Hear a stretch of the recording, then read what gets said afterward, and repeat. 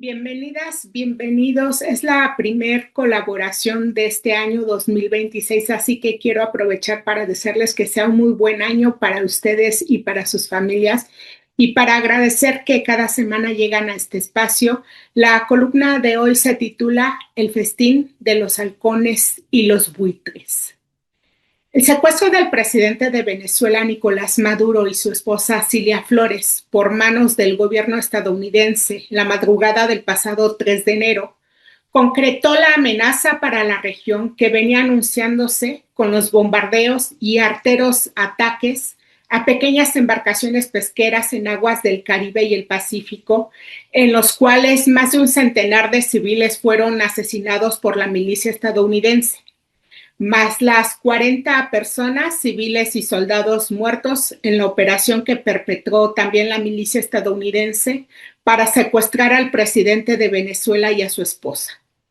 Los ataques del gobierno de Trump a Venezuela, que tienen como finalidad el saqueo de sus recursos energéticos, son una amenaza para el mundo, una reedición de la nefasta doctrina Monroe usada por los estadounidenses para su ocupación expansionista, intervencionista, violatoria de la soberanía de cada país y de la libre determinación de los pueblos, violatoria de la Carta de las Naciones Unidas, y todo ello ha ocurrido ante la pasividad e inacción de la ONU. La ONU se ha convertido en un simple membrete, un elefante blanco cuyas posturas ya nadie parece tomar en cuenta. Así se ha demostrado con el genocidio que a ojos de todos sigue ocurriendo en Gaza. Así se demostró cuando, en abierta violación a las leyes internacionales, el gobierno de Trump comenzó a bombardear embarcaciones en el Caribe y el Pacífico y a quedarse con los barcos petroleros. Así se demuestra con el tardío mensaje que dio la ONU hasta horas después de que las tropas estadounidenses ya habían secuestrado al presidente de Venezuela y a su esposa. Y luego de que Trump incluso había dado una conferencia de prensa donde abiertamente habló de la ocupación que harán en Venezuela para saquear sus energéticos. Y fue hasta horas después que la tibia ONU citó a una reunión de su Consejo de Seguridad que resulta tardío y que no tendrá efectividad alguna. Las acciones del gobierno de Trump contra Venezuela dinamitaron todo espíritu de la Carta de las Naciones Unidas, la misma que se firmó en junio del año 1945 en San Francisco, tras la Conferencia de las Naciones Unidas sobre Organización Internacional a la que se convocó al término de la Segunda Guerra Mundial. La finalidad de ese documento es para prevenir conflictos, para mantener la paz y seguridad internacional, para fomentar y respetar la autodeterminación de los pueblos. Y es obligación de cada uno de los países miembros de la ONU cumplir lo que mandata la Carta en sus 111 artículos. Cuando se firmó el documento, simbólicamente se depositó en los archivos del gobierno estadounidense y 80 años después es el gobierno de ese mismo país el que dinamita la esencia de esa carta.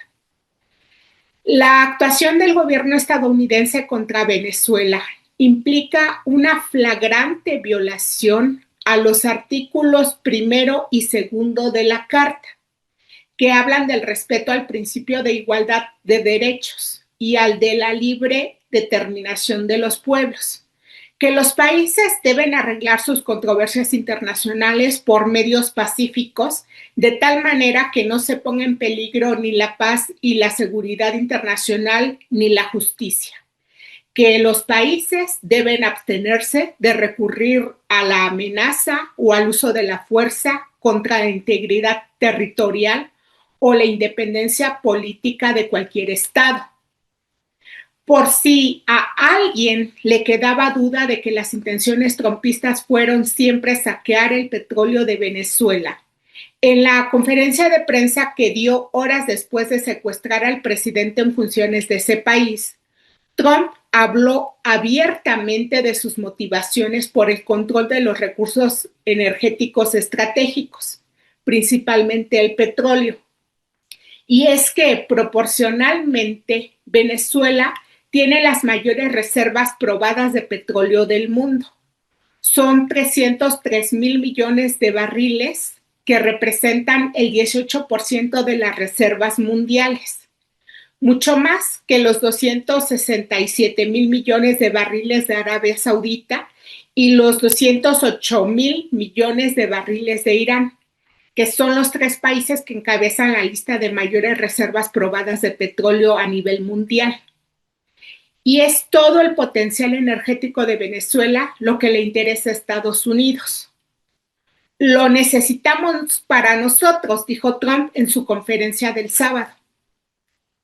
Solo los entreguistas apátridas podrían celebrar el violento secuestro de un presidente en funciones y la ocupación como la que Estados Unidos hace en Venezuela para quedarse con la mayor veta de reservas probadas de petróleo mediante actos de piratería que ahora llama operaciones quirúrgicas. Lo celebró la Nobel de la Guerra, María Corina Machado, quien le suplicaba a Estados Unidos el intervencionismo para una privatización de todo, como insistió en sus mensajes en redes sociales. Lo celebró Milei, quien con su política de motosierra hunde a los argentinos. Lo celebró Noboa, el empleado de Washington en Ecuador.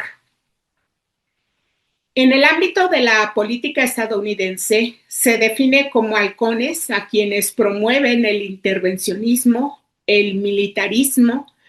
partidarios de la política de guerra, el ideario como el que Trump ha impuesto en sus periodos de gobierno, violatorio de los derechos humanos y violatorio del derecho internacional. Al festín de los halcones estadounidenses se convidó la entreguista María Corina Machado, una mujer sin respeto, ahora despreciada hasta por Trump, quien en su conferencia del sábado la calificó de esa mujer que no tiene ni el respeto ni el apoyo dentro del país.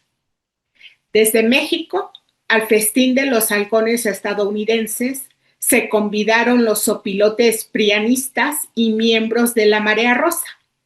quienes también apátridas, entreguistas, arrastrados, sin dignidad y cuyo signo identitario es el cinismo, han acudido a Washington a pedir una intervención para nuestro país. Al festín de los halcones estadounidenses se convidaron los empleados del corporativo mediático del evasor fiscal Salinas Pliego,